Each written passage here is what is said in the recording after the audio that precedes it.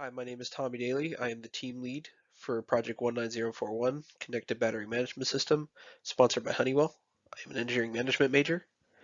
My other teammates are Taylor Burns, an electrical and computer engineering major, Andrew Enriquez, also electrical and computer engineering, Malik Jordan, mechanical engineering, Stephen Techart, mechanical engineering, and Juan Urico, systems engineering.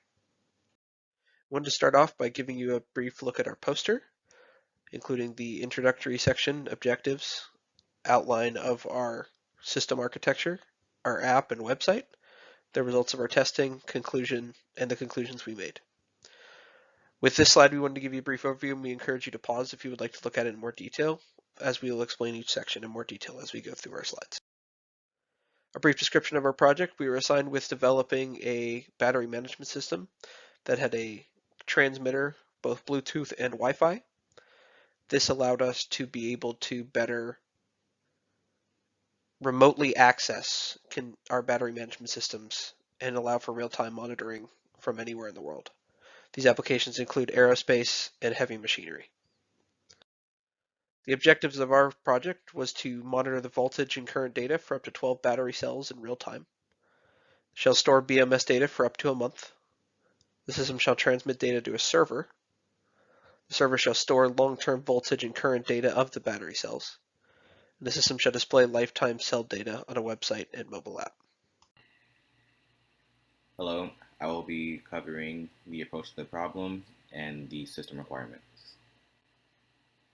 We decided to use an Android processor mainly because it is simpler to configure compared to the iOS.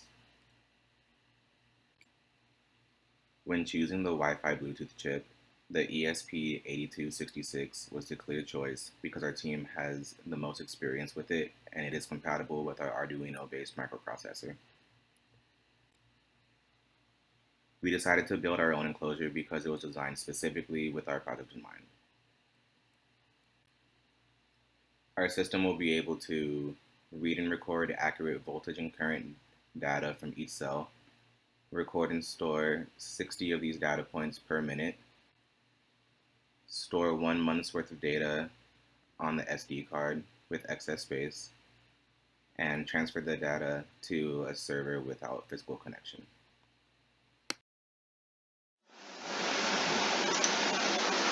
Hello, I will be going over the electrical/mechanical design and demonstrating the firmware code.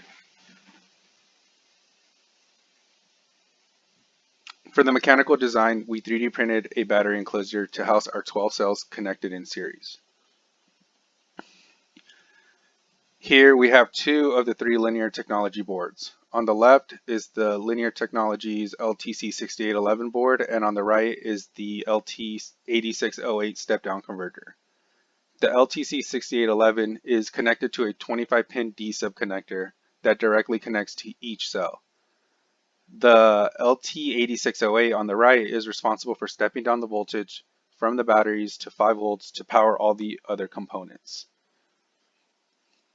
And this is the second layer of the electronics housing.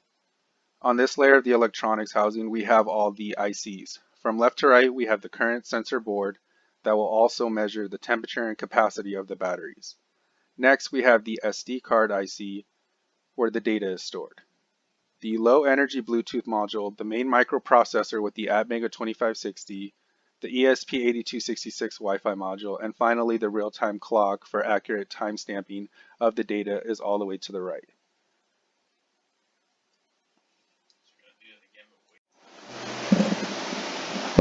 Now I will demonstrate the code using the serial monitor on COM9, which is connected to the Atmega 2560.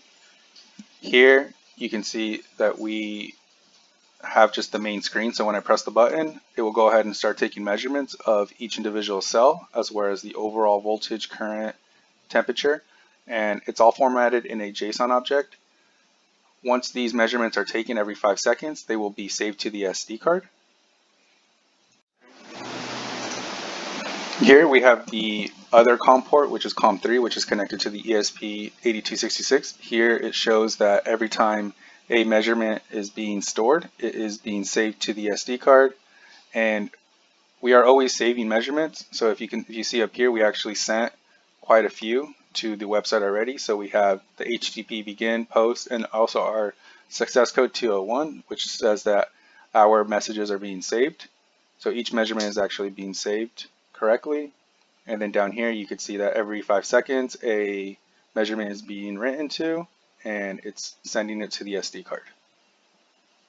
Electrical engineer in charge of the website and application for the battery management system. So rather than go over the poster, I thought it would be better just to walk through the website and application. Starting with the website, just a bit about the server. It's an Amazon web server running with Node Package Manager and MongoDB for the database.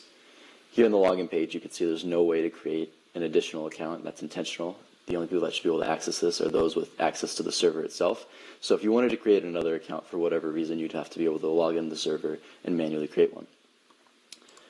So upon login, the first thing you'll see is at the top here, the output for the entire system, so the current voltage, charge, and temperature. And then at the bottom, the individual cell voltages. And if you want to get a more detailed view, just click on one of these links, say the temperature, and it'll take you to the graph of that information. So here you can see over time how the temperature works out. And at the bottom here, you can see the timestamps. And on the left, you can see the temperature.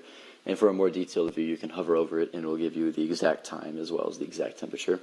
If you want to go back, you go ahead and click the Honeywell logo at the top left, and it'll take you back to this main page. And then go ahead and sign out. And then we go over to the application, and you can see a very similar view at the top as what was on the website. And then, once again, the individual cell voltages. And you can change the graph over here by going to the secondary tab and clicking whatever tab you want to see. Something to note about the application is that while it was supposed to run on Bluetooth, due to the nature of the coronavirus, we were unable to test the software with the hardware. So while the infrastructure is there for it to work with Bluetooth, it is not currently integrated. Hi, I will be talking about our results and our objectives completed. These data sheets summarize the results we got from our test. Voltage and current are within our desired tolerance, and the amount of data points taken by the system was within the desired of 1 per second. Our analysis showed that we don't lose more than 1 data point when we are transferring or recording large amounts of data. Both our app and website are capable of displaying up to 1 year of data and presenting the information in charts and in text. The server shows that it can receive and store data from the BMS and has enough space to store for more than a year. Objectives completed. Electronics effectively record data points at the desired data point per second rate. The transmission and storage of data effectively work within data loss tolerance.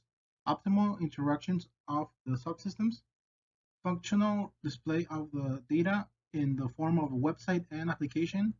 Transmission functions can perform wirelessly. Hello, I will be covering the deliverables for our project, the lessons learned, problems overcome, as well as safety considerations.